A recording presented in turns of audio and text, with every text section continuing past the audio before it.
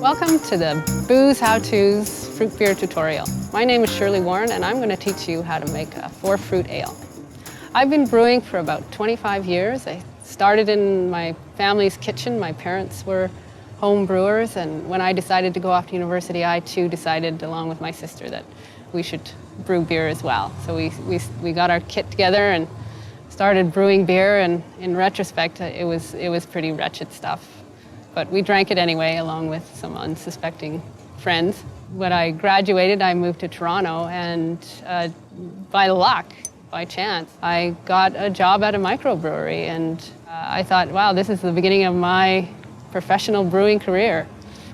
Hand labeling bottles, hour after hour, day after day. It took me months to move up into the conditioning room, where I mostly froze to death.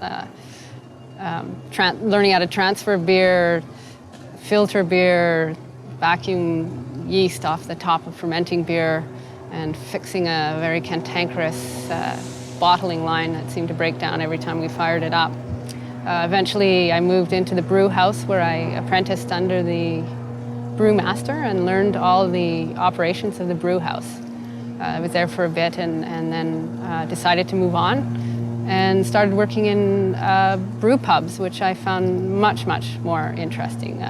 We could virtually brew any style of beer we wanted. We did a lot of experimenting, and that's where I really learned how to design beers.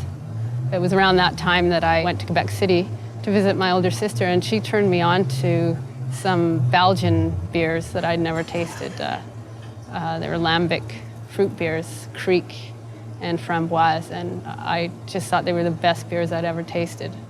And I've been brewing fruit beers ever since. I've brewed fruit beers with pretty much every fruit you can imagine: blueberries, blackberries, raspberries, strawberries, cherries, peaches, apricots. Any fruit with a robust character, a robust flavor and aroma are perfect for brewing fruit beers. The most interesting thing about brewing fruit beers is that because the fruit is so complex, each time you brew with the fruit, you'll get varying results, which I find really interesting.